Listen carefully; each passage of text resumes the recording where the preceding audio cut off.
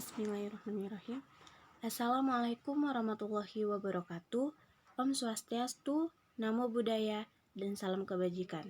Selamat siang dan salam sejahtera saya ucapkan kepada teman-teman sekalian. Kali ini saya akan mengkampanyekan topik tentang pacaran sehat, no free sex remaja SMA. Lalu, pacaran itu apa sih?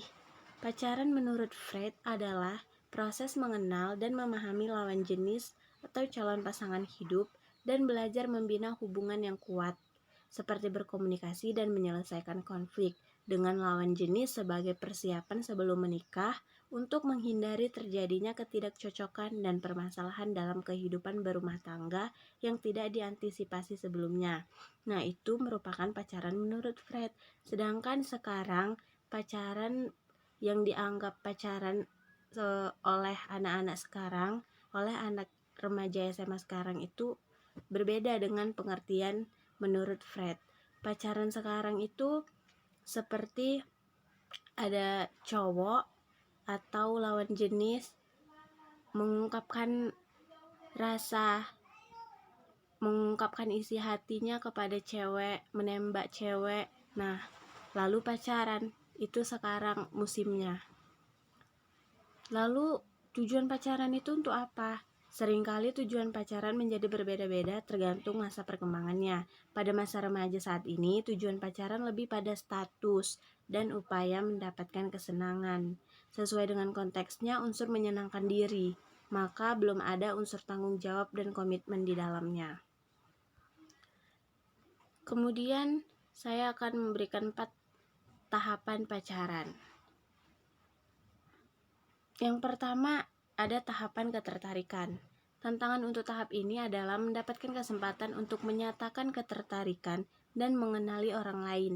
Sumber ketertarikan terhadap lawan jenis sangat bervariasi, antara lain penampilan fisik, kemampuan, karakter atau sifat, materi, dan lain-lain. Nah, banyak kan zaman sekarang tuh kalau misalnya lihat ada cewek cantik dikit, seksi dikit, terus cowok-cowok langsung deketin, langsung pacarin. Nah, itu merupakan ketertarikan dari lawan jenis. Kemudian tahap kedua, tahap ketidakpastian. Terjadi peralihan dari rasa tertarik ke rasa tidak pasti.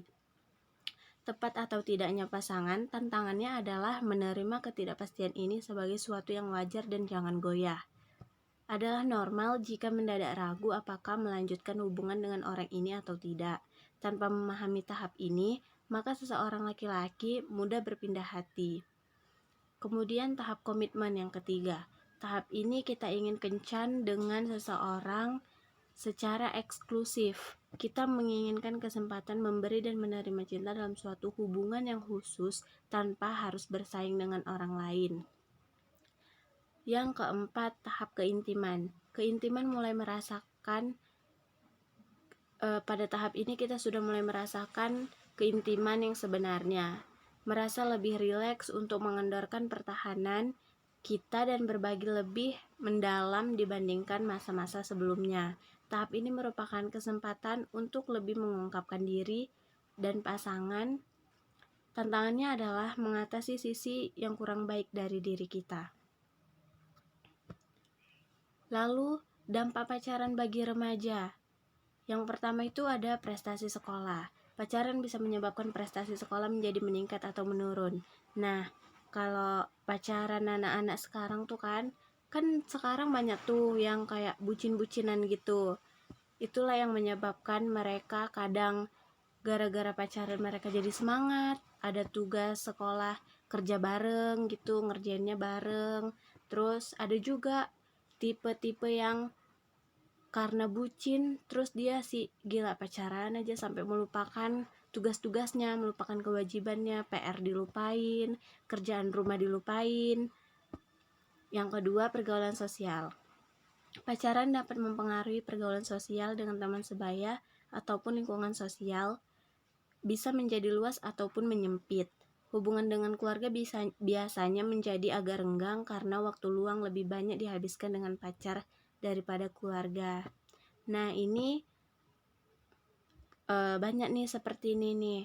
Kadang kita misalnya punya sahabat, terus sahabat kita pacaran, terus kita ditinggal.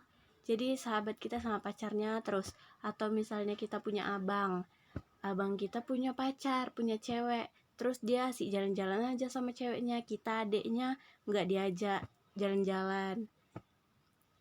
Contohnya seperti itu. Kemudian mengisi waktu luang. Cara mengisi waktu luang dapat lebih bervariatif atau malah makin terbatas. Dampak yang berikutnya, ketertarikan pacaran dengan seks. Nah, pacaran mendorong orang untuk merasa aman dan nyaman. Salah satu bentuknya dengan kedekatan dan keintiman fisik. Mungkin awalnya memang sebagai tanda atau ungkapan sayang, tetapi umumnya akan sulit membedakan antara rasa sayang dengan nafsu. Dampak yang berikutnya, penuh masalah sehingga berakibat stres. Hubungan dengan pacar tentu saja tidak semulus yang semula diduga, karena adanya perbedaan karakter, sifat, latar belakang, dan perbedaan keinginan ataupun kebutuhan, sehingga pasti akan ada banyak sekali terjadi masalah dalam hubungan. Lalu bagaimana pacaran yang sehat dan bertanggung jawab itu? Pacaran yang sehat itu memiliki perilaku saling terbuka, saling mau berbagi pikiran dan perasaannya secara terbuka, jujur, dan mau berterus terang dengan apa perasaan kita terhadap tingkah laku pacar, dengan syarat satu sama lain mau menerima kritik, teguran, menerima kenyataan, dan mau berkompromi. Yang kedua, menerima pasangan apa adanya, berusaha untuk menerima dia apa adanya tanpa keinginan untuk mengubahnya sesuai keinginan kita. Yang ketiga, saling menyesuaikan. Proses yang paling penting adalah menyesuaikan perbedaan-perbedaan yang ada di antara pasangan. Yang keempat, tidak melibatkan aktivitas seksual. Bisa mengaburkan proses saling mengenal dan memahami satu sama lain karena bias dengan tujuan untuk menyalurkan dorongan seksual. Lalu perilaku-perilaku penting dalam pacaran yang harus kita lakukan.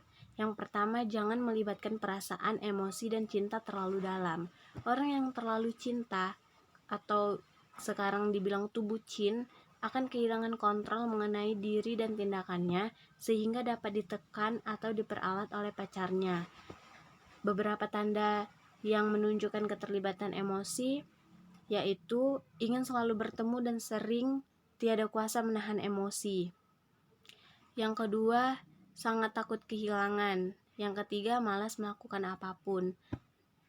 Nah, itu dampak buruk juga tuh ya. Jadi kita jauhilah itu. Kemudian yang kedua, hindarkan melibatkan seks dalam hubungan pacaran. Nah, ini yang paling penting apalagi untuk para cewek, berhati-hati dalam berpacaran. Keterlibatan seks yang terlalu mendalam akan menyebabkan kontrol diri terhadap aktivitas seksualnya berkurang sehingga juga dapat disalahgunakan oleh pasangannya. Yang ketiga, berhati-hati untuk memilih teman sebaya. Seringkali gaya pacaran juga dipengaruhi oleh lingkungan teman sebaya. Nah, itulah tadi yang saya paparkan tentang pacaran no free sex remaja SMA. Kesimpulannya, kita boleh pacaran, tapi kita harus tahu batasan, harus dewasa, dan selalu berhati-hati dengan pasangan kita. Memang kita harus percaya kalau menjalin pacaran saat itu memang harus adanya saling percaya, namun kita harus berhati-hati juga. Nah, jadi segitu saja yang bisa saya sampaikan. Kalau ada kesalahan, jika ada kesalahan atau kekurangan, saya mohon maaf. Wassalamualaikum warahmatullahi wabarakatuh. Selamat siang semuanya.